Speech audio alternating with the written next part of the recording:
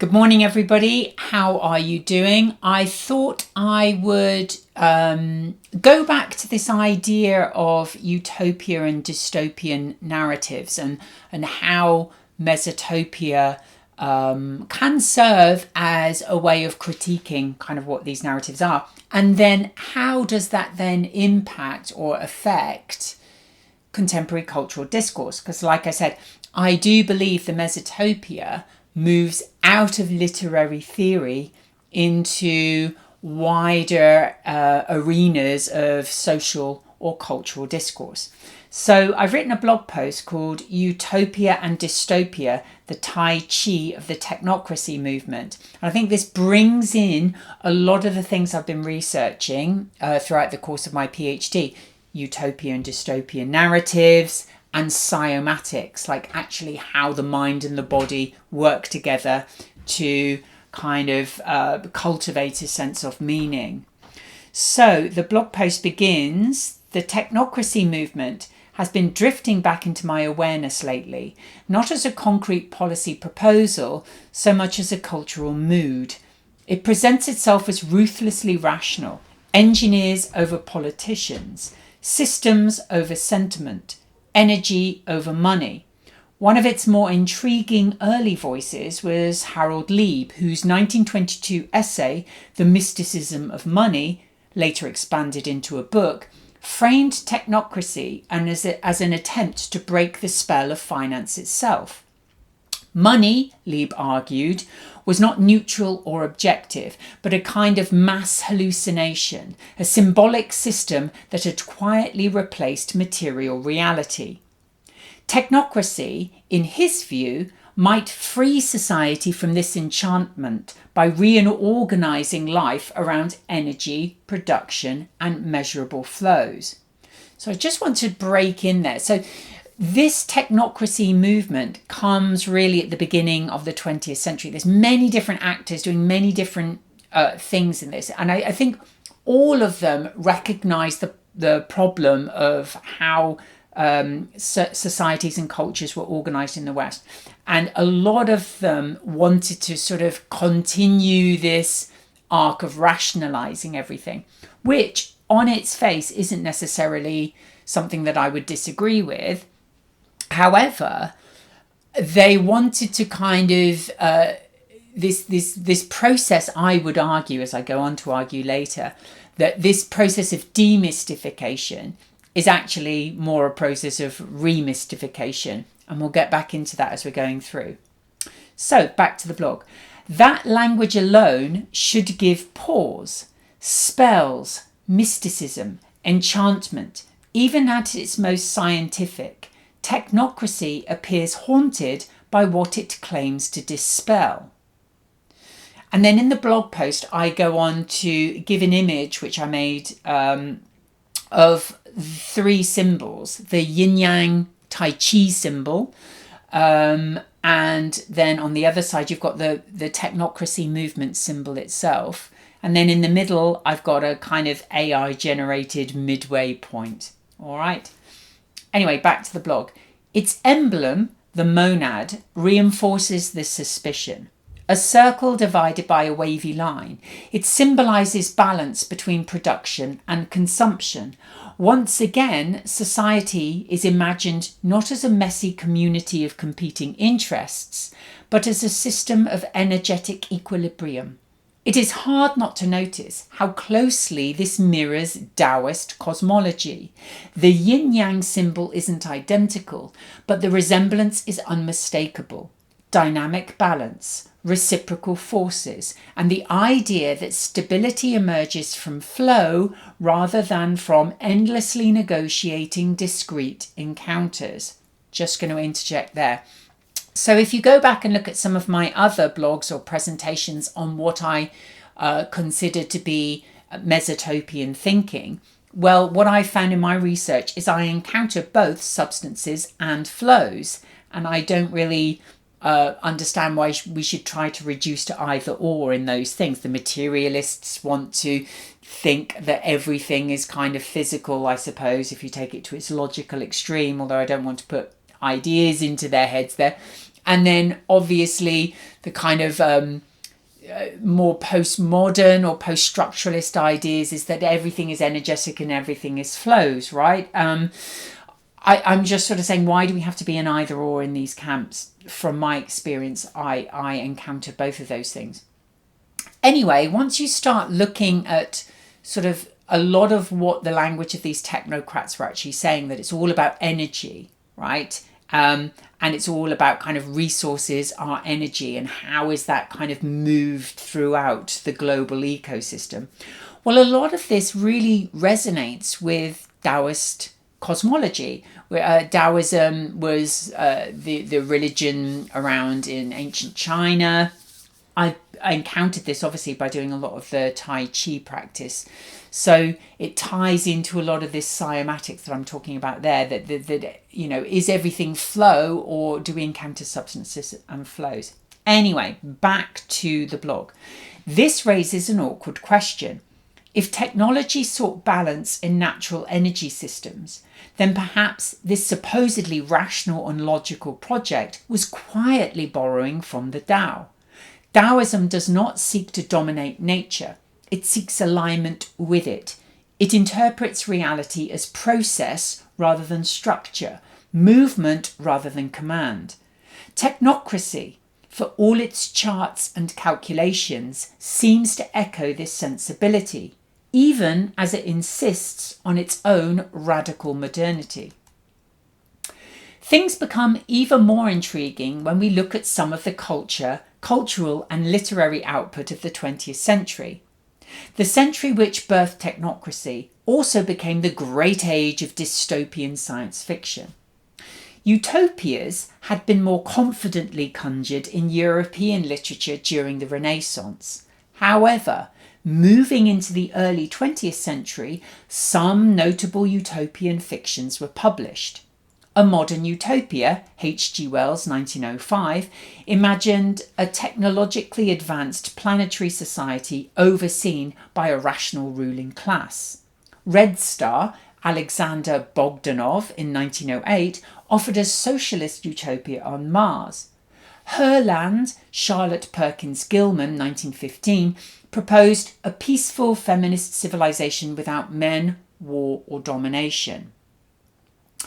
As the century progressed and industrial systems intensified, the cult of technological solutions became institutionalized, which resulted in technology and utopian thought becoming more intricately entwined. Just as the Age of Reason had spawned the decadence of Romanticism, so the 20th century generated enduring classics of the dystopian genre. Evgeny Zamoytin, 1920, portrayed a society ruled by numbers, logic and surveillance. Brave New World, 1932, imagined control achieved through pleasure and conditioning rather than violence. 1984, published in 1949, perfected surveillance and thought control. Fahrenheit 451, 1953, burned books not out of hatred, but in the name of comfort and social equilibrium. So I'm just going to interject there. So if you think of what this kind of speculative fiction is, right, whether it's thinking about other places in the present or other perceived future or worlds or whatever, there is a long tradition in kind of Western literary canon here, and I'm really noticing, this is coming from my comparative literature background, how this kind of maps on to social and cultural shifts, right? So you have really the classic utopian fictions coming out of the Renaissance, Thomas More's, obviously where we get the name Utopia from, but you also have Francis Bacon's, all of those kind of things. Classics of the utopian genre tend to come out of the Renaissance era. Although we did see some utopias coming out at the beginning of the 20th century. And what I've also noticed is that technology in the 20th century become intricately entwined with these narratives, right? So whenever we're talking about different places or different time scales or different futures or imagining different worlds, technology seems to have a big part of it, all right? And this kind of waxing and waning between utopia and dystopia is really interesting to look at, because I sort of imagine it as that sort of Daoist Tai-Chi yin-yang kind of symbol, where it's kind of mapping onto the cultural milieu in that way and evolving. So back to the blog. This waxing and waning between utopia and dystopia almost traces a Tai-Chi trajectory. In Daoist cosmology, reality unfolds from Wu-Chi, the undifferentiated void, into yin and yang, and then into Tai-Chi, the animated interplay of opposites. Utopian and dystopian narratives feel like a cultural expression of technocratic yin and yang. Both work to enforce a belief system. We are simultaneously captivated by the allure of a technologically perfected Star Trek-style future and terrified by its erosion of autonomy and self-determination. These narratives do not negate one another. They generate movement between them, promise and warning, hope and fear, order and disorder. Just going to interject there. So in a previous blog post, I look at this idea of how utopian and dystopian narratives really have an element of subjectivity. Like my personal utopia would be hell for somebody else, for example. Some people might like it, most people might not, you know. So built within any kind of utopian or dystopian narrative really is all about kind of subjective perspective, right? And I think that as well really feeds into my idea, and I recognize that in Daoist cosmology. You know, yin and yang are in each other and coexist, and they need each other to perpetuate the Tai-Chi, right? So I'm seeing very much in this this similarity of how utopian and dystopian narratives kind of support and promote this idea of technological progress. All right, so back to the blog. Seen this way, utopian and dystopian stories become the Tai-Chi of technocracy. They circulate around the same core assumptions: that society is a system, that humans are manageable, and that balance can be engineered by a priestly class. One narrative seduces us with harmony and efficiency, the other terrifies us with sterility and domination. We are encouraged to welcome AI or fear AI, but in either case, we're quietly trained to accept the same premise, that a superprocessor should be considered intelligent. These are not neutral debates so much as ritual incantations, symbols and spectacles that orient us toward an inevitable, optimized future. Just going to interject there. Yeah, I think that's a really important idea to stress here. With all of the panic and the paranoia around kind of AI taking everyone's jobs, those kind of things, or the current discourse around it, or how it's affecting, how it's been politicized, who's using it, there's a huge amount of cultural noise about artificial intelligence. And what I would like to stress at this particular moment is nobody at all has given me any concrete evidence to suggest that this super processing system is or demonstrates any form of intelligence. It does not. It doesn't. Show me the source where somebody proves that this is intelligent. It does not exist, because nobody thinks it's intelligence, right? This is a misnomer. It is a PR marketing term, right, that has captured the public imagination. And there's a really good psychologist who I'm following on Substack now, and she's doing quite a lot of research into this, about how this is just really diminishing the idea of human intelligence while promoting the idea of technological processing capability, right? So I think the function of these kind of utopian and dystopian narratives seem to kind of work as like in a religious way, like a cult-like way, really, of getting everyone to just buy into the idea that technology is God. And I don't believe it is. So I'm very, very, very sure about that. I don't think that's even up for debate. Anyway, also, just to finish off on the blog, I say, even our most rational, scientific and secular movements, it seems, still require their myths, their devotees, and their Tao. As always, Miath Ka.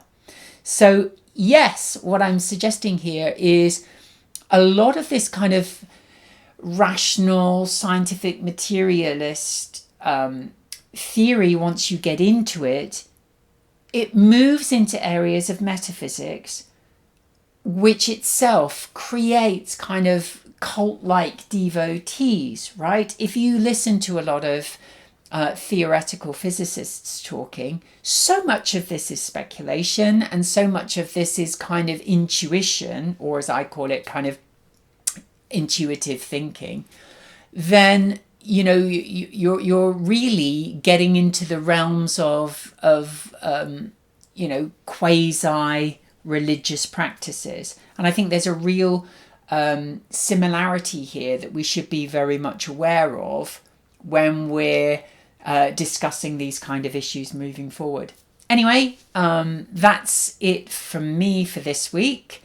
I'll probably be looking at something different slightly next week, but I did notice on the blogs that not many people viewed, watched, or liked any of the kind of videos that I make regarding psy-omatics, which is quite interesting. So maybe I need to promote those in a very different way to different people. Anyway, hope you found this interesting. Please leave a comment and I will get back to you. Thank you very much. Bye-bye. Have a great week.